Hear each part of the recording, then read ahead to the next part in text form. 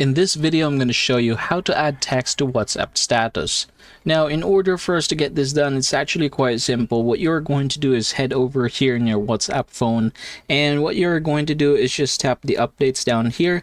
And normally when you are going to post status, you can go ahead and click this one right here. However, you only have video and photo options down here.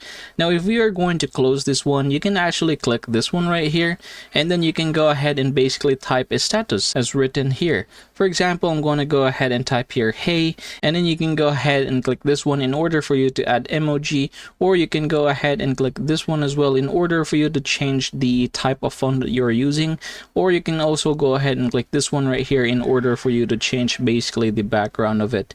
And yeah, once you're satisfied, I want you to go ahead and tap this one right here, and as you can see, we have now updated our status. So I can open it, and there goes our text status here in WhatsApp. And that, everybody, is how you're going to get this done. I hope this video helps you out.